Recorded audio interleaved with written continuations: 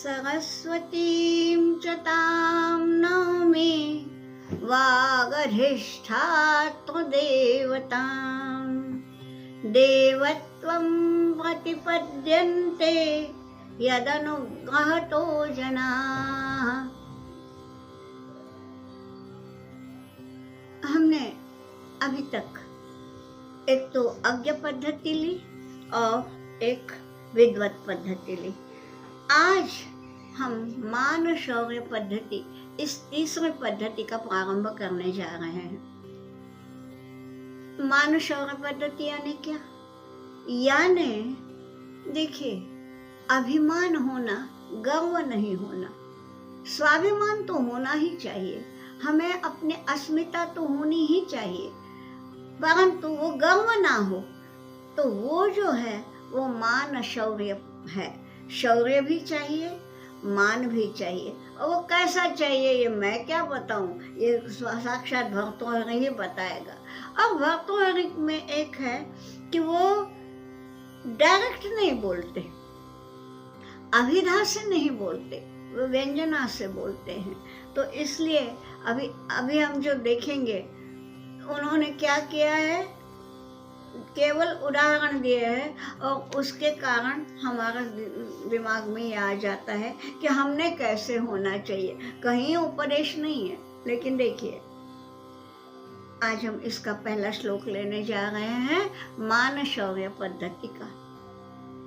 लांगूलचालनमरश्चरणावपातं भूमौ निपत्य वदनोदरदर्शनं च श्वापिण्डदस्य कुरुते गजपुङ्गवस्तु धीरं विलोकयति चाटुशतैश्च भुङ्क्ते। कहीं कुछ ये दिया नहीं उपदेश, लेकिन दोनों का ये किया है, दोनों की तुलना की है। एक श्वा यानी कुत्ता और गजपुंगव एक हाथी। क्या बतलाया है? श्वा पहले कुत्ते का दिया है, क्या करता है? लांगूल चालनम। आपको मालूम है कि अपना स्वामी दिखा या कोई भी पहचान का दिखा तो कुत्ता अपनी पूंछ हिलाता है। लांगुल यानी पूंछ, चालन यानी हिलाना, पूंछ हिलाना। तो लांगुल चालन करता है, यानी कोई दिखा तो अपनी पूंछ हिला के स्वागत करता है। फिर अधश्चरणावपातम, चरण के ऊपर आके बिल्कुल यानी पाँव पे गिर ही जाता है। जैसे ही उसको स्वामी दिख गए अपने, तो पूंछ क्या हिलाएगा, उनके पाँव पे क्या लौटेगा। क्यों? कि ये स्वामी है, ये मुझे खाना देते हैं।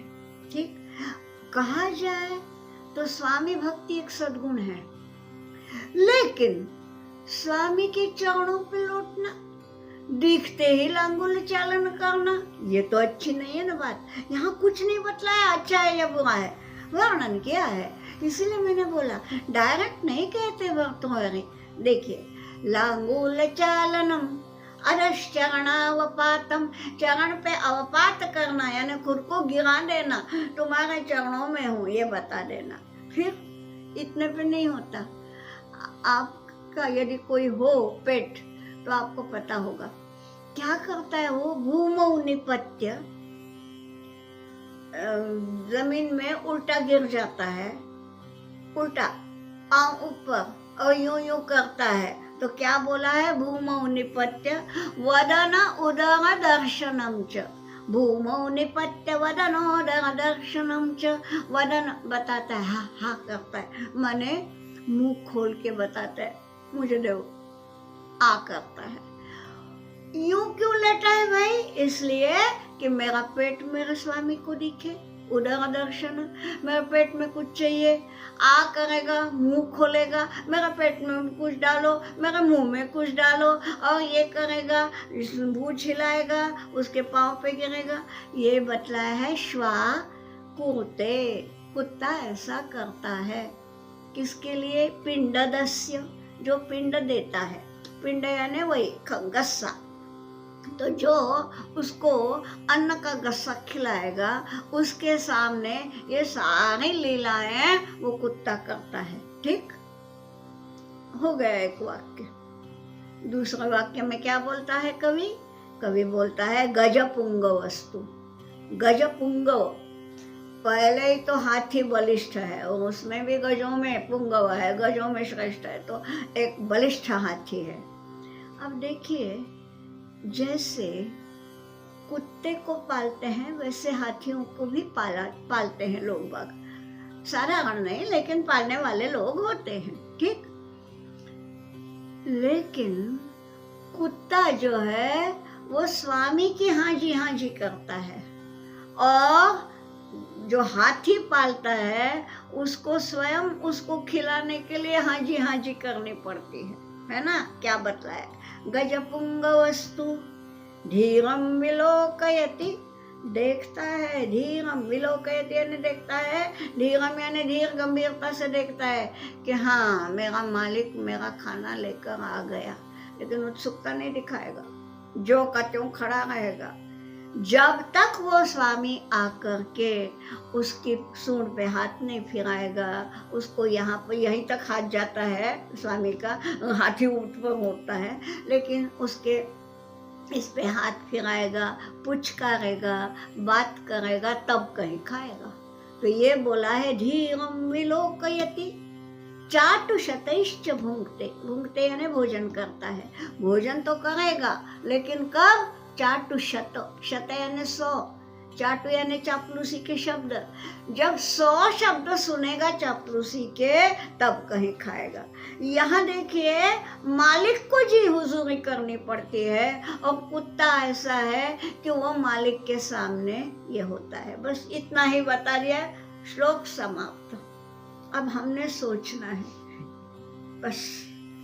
अब आप तो सुज्ञ है, समझ जाएंगे कि हमें कुत्ता बनना है या हाथी बनना है। देख लीजिए अगला, ये जो है मानस योग पद्धति बहुत ही सुंदर है, कहीं कुछ भी ना बताते हुए कितना सूक्ष्म निरीक्षण है इस कवि का, और क्या क्या बताया है। आगे क्या बताया है? हाँ, यहाँ तो बतलाया कुत्ते का और हाथी का। अब यहाँ बतलाया है इसका सिंह का। अब सिंह जो है, आपको मालूम है कि उसको वनराज कहते हैं, यानी सारे वन का जो राजा है। अब बताइए, राज्याभिषेक किसने किया था जी? कॉरोनेशन सेरेमनी हुआ है क्या? स्वयमेव मृगेंद्रता, खुद ही वो राजा है। उसका जो चलन, जो ये है ना, उसका चाल चलन राजा के माफिक ही है। तो ये कैसा है देखिए। अब ये सिंह जो है, केवल सिंह का वर्णन है, उससे आप समझ जाइए क्या समझना है। क्षुक्षामोपि जराकुशोपि शिथिल प्रायोपि कष्टां दशाम् आपन्नोपि विपन्न दीरितिरपि प्राणेषु गच्छत्स्वपि मत्तेभेन्द्र विभिन्न कुंभ पिशित ग्रासैक बद्ध स्वाहा किम जीर्णं तृणमत्ति मान महताम अग्रेसर केसरी। आपको बताऊं, लोकमान्य तिलक ने अपनी पत्रिका का नाम केसरी जो दिया था, यही श्लोक पढ़ करके, और वहां पे उनका मोनोग्राम भी हुआ करता था। स्वयमेव मृगेंद्रता ये हुआ करता था। कहीं किसी के पास केसरी का पुराना अंक पड़ा हुआ हो, खैर अब तो सब मिल ही जाता है इस पे। तो देखिए, हमारे ज़माने में तो ऐसा मिलता नहीं था इस पे, तो जा के ढूंढ के हमने केसरी के अंक ये किए हैं। और सही बताती हूँ, आंखों में आंसू आ गए। क्या होंगे वो जो केसरी का ये करते हैं। तो ये केसरी जो है, केसरी क्यों कहते हैं सिंह को? केसर माने ये अयाल, और अयाल वाला ये एकमात्र ही है। आप बोलेंगे घोड़े की भी होती है, हाँ होती है, लेकिन जिसके अयाल के कारण वो गर्वीला दिखता है, ये सिंह ही है। और इसलिए केसर जिसको है वो केसरी, जैसे अभी बताया ना, हस्त जिसको है वो हस्ती, वैसा केसर जिसको है ये केसरी। तो ये केसरी, ये सिंह। मान लीजिए अब सिंह को सबको सिंह तो समझ में आता है ना, या बब्बर शेर कहूँ, बब्बर शेर उर्दू शब्द है, इसलिए मैं सिंह ही कहना ये करती हूँ। तो सिंह यानी बब्बर शेर। तो ये क्या सदैव युवा रहेगा? अगर कभी बूढ़ा भी होगा ना, उसके भी तो दांत गिर सकते हैं ना। अब क्या होगा देखिए, क्षुत क्षामोपि, क्षुधा यानी भूख, भूख से क्षाम भी हुआ है, होता है बुढ़ापा हो गया, दांत गिर गए, अब शिकार नहीं की जा सकती, ऐसी भी अवस्था आ सकती है ना किसी सिंह के जीवन में। और आपको मालूम है ना, दूसरे ने की हुई शिकार सिंह नहीं खाता। ये एक बात मालूम है। मान लीजिए कि दूसरा कोई सिंह उसी का हो सकता है बेटा, अब वहाँ क्या बेटा, पर कोई जवान सिंह मान लीजिए कि शिकार करके उसके सामने भी रख देगा, वो नहीं करेगा। जब तक मैं नहीं शिकार करता मैं खाऊंगा नहीं। ये है स्वाभिमान। तो क्या बतलाए देखिए, उसकी वर्णन शैली देखिए भर्तृहरि की। क्षुत क्षामोपि, क्षुधा से, भूख से, क्षाम क्षीण हो गया है, बिल्कुल ढीला पड़ गया है। जरा कृशोपि, जरा यानी बुढ़ापा, बुढ़ापे के कारण बिल्कुल कृश हो गया है, यहाँ बुढ़ापा है, पेट में भूख लगी है। शिथिल प्रायोपि, ढीला पड़ गया है, अंग ढीले पड़ गए क्योंकि बुढ़ापा है, हाथ पांव नहीं चल रहे हैं, हाथ यानी वही उनके चारों पांव, और ये नहीं चल रहे हैं। कष्टाम दशाम आपन्नोपि, दशा जो है, दशा यानी अवस्था उसकी कष्टमय अवस्था है। विपन्न दीधिति, दीधिति यानी तेज, तो जिसकी दीधिति यानी जिसका तेज विपन्न हो गया है, जिसका तेज उतर गया है, और अब ऐसी अवस्था आ गई है कि अब अगर पेट में कुछ नहीं गया तो प्राण जाएंगे। क्षुत क्षाम है, शिकार करने की नहीं है ताकत, और भूख से पीड़ित है, ढीला पड़ चुका है। प्राणेषु गच्छत्सु अपि, प्राण अभी जाते ऐसे कर रहे हैं। ऐसी सारी अवस्था बताइए किसकी? सिंह की। हाँ, तो भी अंतिम ये पहले लेते हैं, चौथी पंक्ति पहले लेते हैं, फिर तीसरी पंक्ति में जाएंगे। ऐसा जो है ये केसरी, किम जीर्णम तृणम अत्ति, उसके सामने यदि तृण चारा रख दिया, घास रख दी, क्या खाएगा? कितना भूख से मर जाएगा, घास नहीं खाएगा वो। क्या बात है ये है स्वाभिमान, ये है नियमशीलता। मैं स्वयं मारूंगा तभी खाऊंगा, ये जो है ना, इसलिए वो ये है। किम जीर्णम तृणमत्ति, पूछा है। ये भर्तृहरि को ऐसे रिटोरिक क्वेश्चंस करने की बहुत आदत है, अभी तक हमने देख ही लिए है। तो वो क्या, वो भी जीर्ण, सूखी घास उसके सामने रख भी दी, खाएगा नहीं, क्योंकि कैसा है वो, मान महताम अग्रेसरः, जो अभिमानी है, मान महत है, उनमें जो अग्रसर है, उनके सामने जो उनका भी अगुआ बनता है, जो वो कौन है? सारे मान सम्मान स्वाभिमानी लोगों में सर्वश्रेष्ठ जो है वो केसरी किम जीर्णम तृणमत्ति, नहीं खाएगा वो। क्यों नहीं खाएगा? चलो तीसरी पंक्ति देखते हैं। तीसरी पंक्ति में लिखा है, मत्ते भेन्द्र विभिन्न कुंभ पिशित ग्रासैकबद्ध स्वाहा। एक ही शब्द है, वो है उस सिंह का विशेषण। उसकी स्पृहा यानी इच्छा, क्या इच्छा है?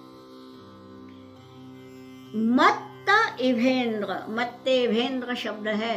मत्त यानी मदोन्मत्त, इव यानी गज, हाथी, हाथी वो भी साधारण हाथी नहीं, साधारण हाथी होता ही नहीं, हाथी बलिष्ठ ही होता है, किंतु वो भी साधारण बलिष्ठ हाथी नहीं, बल्कि मदोन्मत्त यौवनावस्था में आया है, मदहोश हो गया है, ऐसा मद भरा हाथी जो है मत्त इवेंद्र, उसका विभिन्न कुंभ, कुंभ यानी ये गंडस्थल, उसके गंडस्थल को स्वयं फोड़ के विभिन्न करके, मतवाले हाथी के गंडस्थल फोड़ के, ठीक है, फिर उसका पिशित ग्रास, पिशित यानी मांस, उसका मांस खाना है, तो पहले उसके गंडस्थल को फोड़ूंगा, बाद में मांस खाऊंगा। ये जो है, क्यों गंडस्थल को फोड़ना? गंडस्थल ऊपर होता है, पहले उसका जो उत्तम अंग है उसको मैं चूर करूंगा, उसका गंडस्थल फोड़ूंगा, फिर उसका मांस मैं खाऊंगा। और पिशित माने मांस, और पिशित ग्रास, ग्रास यानी गस्सा, फिर उसके मांस का गस्सा, उसी में बद्ध एक स्पृहा, यही एकमात्र स्पृहा माने इच्छा, यही एकमात्र इच्छा जिसकी है कि मैं स्वयं किसी मतवाले हाथी का गंडस्थल फोड़ करके उसका मांस तब मैं खाऊंगा, ये एकमात्र इच्छा जिसकी है वो केसरी। मान महताम अग्रेसरः, सारे के सारे स्वाभिमानी लोग जितने हैं उन स्वाभिमानियों में सर्वश्रेष्ठ होने वाला ये केसरी, किम जीर्णम तृणम अत्ति, क्या सूखी घास खाएगा। श्लोक समाप्त। अब क्या बतलाया है कि स्वाभिमानी जो है वो सरफरोशी की तमन्ना आज इस दिल में है। ये जो है जोर कितना बाजुए कातिल में है, यही उर्दू है, लेकिन ऐसे अच्छे अच्छे शब्द उर्दू से भी लेने में हर्ज नहीं है।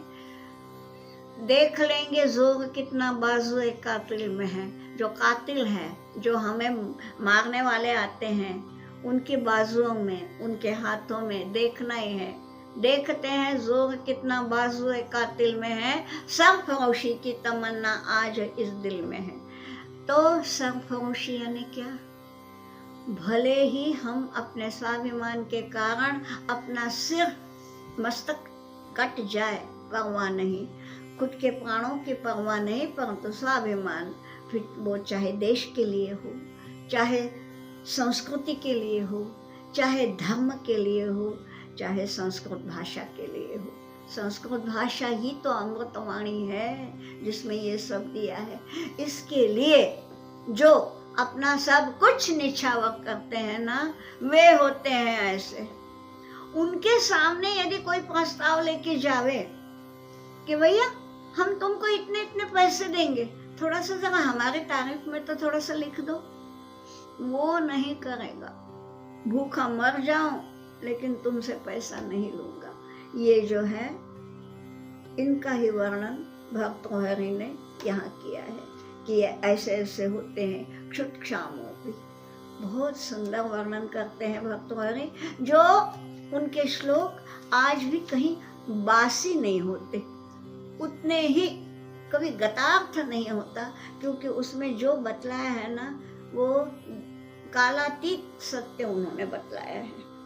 और इसलिए वो क्या बोलते हैं, देखिए एक छोटा सा श्लोक है, 2 ही पंक्तियां हैं। क्या बतलाया है?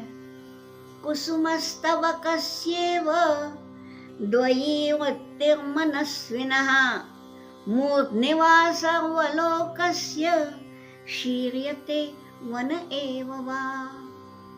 द्वयीवृत्ति ही मनस्विनः, जो मनस्वी होते हैं, मनस्वी यानी वही स्वाभिमानी, तो जो मनस्वी होते हैं उनकी द्वयी वृत्ति ही, उनकी 2 प्रकार की वृत्ति होती है। मनस्वी हैं 2 प्रकार की होती है, माने दोगले नहीं होते, 2 ही चीजें जानते हैं। यानी या तो मूर्ध्निवा सर्वलोकस्य, वो कैसे होते हैं, उन्होंने कहा है मनस्वी लोग होते कैसे हैं, कुसुम स्तबकस्येव, कुसुम यानी फूल, उसका स्तबक माने गुच्छा, फूलों का गुच्छा जो है ना उसके समान होते हैं। माने क्या? मूर्ध्निवास अवलोकस्य, सबके ऊपर रहूंगा।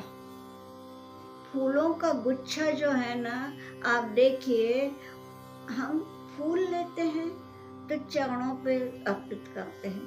फूलों का गुच्छा है ना, वो फ्लावर पॉट में सजाया जाता है, वो ऊपर रहता है, पॉट नीचे, फूल ऊपर। कुसुम स्तबकस्यैव, तो फूलों का जो गुच्छा है वो कैसा रहता है? वैसा। या तो गुच्छे के रूप में हम ऊपर रहेंगे या गिर जाएंगे। परंतु किसी के यानी अब फूलों का कुछ कुछ होता है, आप बोलेंगे वो भगवान पे नहीं चढ़ेंगे, क्या चढ़ेंगे? वो देखिए एक दृष्टांत है उसका, हर ये नहीं लेना। यहाँ जो उन्होंने बोला है कि मनस्वी लोग जो होते हैं उनकी वृत्ति कुसुम स्तबक जैसी होती है। या तो मूर्ध्निवास अवलोक से, या तो हम ऊपर रहेंगे, या शीर्यते वन एव वा, या वन में ही हम मुरझाएंगे, गिर जाएंगे। यानी मन में आए हैं ये फूल, या तो मैं किसी भी स्त्री की वेणी का शोभा नहीं बनना चाहता, ये बात है, या किसी के चरणों में अर्पित नहीं होना चाहता, रहूंगा तो ऊपर, नहीं तो मुरझा जाऊंगा। ये जो है ये बात, ये उतनी ये नहीं है, सिमझ के जैसी नहीं है, परंतु यहाँ बता दिया है उन्होंने कि मनस्वी लोग जो होते हैं ना वो ऐसे ही होते हैं। छोटा सा श्लोक है मनस्वी लोगों के लिए, और इसलिए उसका समावेश मान शौर्य पद्धति में लिया हुआ है। इससे अच्छा एक और छोटा सा श्लोक देखते हैं।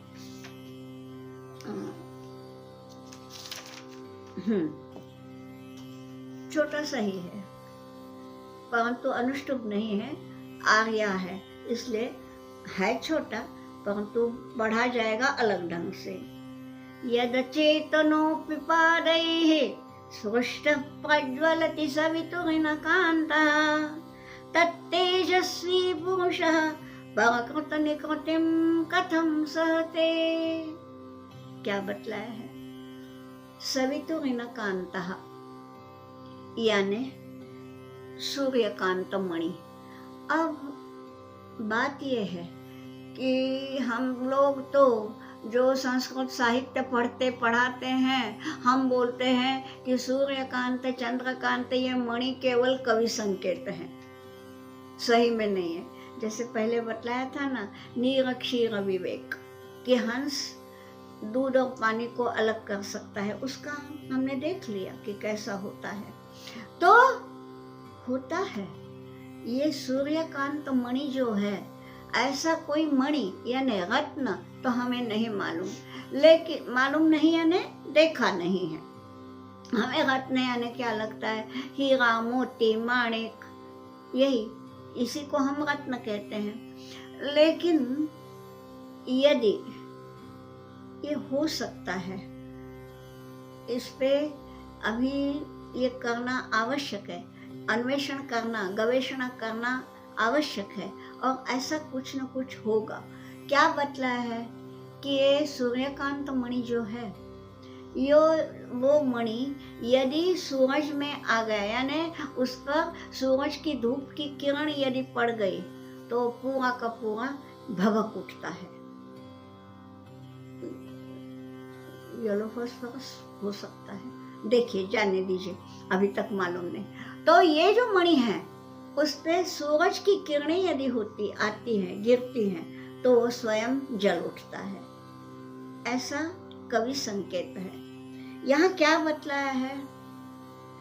यद अचेतनोपि सवितुर्नकान्तः, देखा जाए तो ये सूर्यकांत मणि भले ही तेजस्वी रत्न है, लेकिन है तो निर्जीव ना, अचेतन ही है ना। ये बतलाया है कि वो अचेतन होते हुए भी सजीव नहीं है, वो अचेतन है। अचेतन होते हुए भी पादैः स्पृष्टः सवितुः, सवितुः पादैः स्पृष्टः। सविता यानी सूरज, सूरज के पाद यानी किरण। एक बात है, पाद शब्द का एक अर्थ किरण भी है और पाद शब्द यानी पांव के लिए भी है। अब सूरज की किरणें जो हमारे तरफ आती हैं उनको पाद कहना ठीक है ना, क्योंकि पांव नीचे होते हैं तो किरणें नीचे आती हैं तो पाद कहेंगे। किंतु यह कवि का देखो, कवि का नजरिया कैसा होता है। कवि कहते हैं कि सवितुः पादैः स्पृष्टः, सविता ने मुझे स्पर्श तो किया, पाद से किया, यानी मुझे पांव लगाया, मेरा अपमान किया। यह अपमान किया, इस धारणा से होता क्या है, वो इनकांतः यानी वो सूर्यकांत मणि ही प्रज्वलति, भभक उठता है। अब ये ऐसा है कि सूर्यकांत मणि हमेशा अंदर ही रखा जाता है, या तो आजकल तो सभी कुछ लॉकर में रखा जाता है, वो छोड़ो सब बंद ही है, उसमें कभी सूरज की किरणें लगती ही नहीं। पता नहीं लोग वक्त क्यों बनवाते हैं अलंकार जिसका भोग लेना ही नहीं है, हाँ, और बल्कि उस लॉकर का भाड़ा देना है, फिर भी करते हैं। मुझे तो ये लॉजिक नहीं समझ में आती, जाने दीजिए, भर्तृहरि की भी समझ में नहीं आती होगी। तो भर्तृहरि बोलता है कि ये जो इनकांत है, ये जो सूर्यकांत मणि है, ये अचेतन होते हुए भी सवितुः पादैः स्पृष्टः, सूरज की किरणों से जब स्पर्श होता है तो प्रज्वलति, धड़क जाता है, भड़क जाता है। मुझे पांव से तुमने ये किया, मैं जला डालूंगा, ठीक। तत् तेजस्वी पुरुषः, उसी प्रकार जो पुरुष तेजस्वी होता है, परकृत निकृतिम कथम सहते। फिर से वही रेटोरिक क्वेश्चन है। तेजस्वी पुरुष, पर यानी दूसरा, दूसरे ने कृत यानी की हुई, निकृति यानी अपमान, दूसरे के द्वारा किया हुआ अपमान वो कैसे सह पाएगा। कथम सहते, कैसे सहेगा। अरे जब उसको तो चेतना भी नहीं है, वो तो अचेतन मणि है, वो भी जब उसको पांव से स्पर्श करो तो भवक उठता है। तो हम जीते जागते तेजस्वी पुरुष दूसरे के द्वारा किया हुआ अपमान हम कैसे सहेंगे। ये यहाँ पर मुझे लगता है मानसशौर्य पद्धति के सारे जितने अच्छे श्लोक हैं वो यहाँ पर आ गए हैं। बाकी श्लोक हैं, कुल मिला के मानसशौर्य पद्धति में 10 श्लोक हैं, परंतु जो बहुत ही अच्छे हैं वो हमने आज लिए। मुझे लगता है आज ये मानसशौर्य पद्धति को हम आज यहीं पे ये करेंगे, यहीं पे विराम लेते हैं और अगले शुक्रवार को हम दूसरी पद्धति का प्रारंभ करेंगे। तब तक के लिए आज्ञा चाहती हूँ।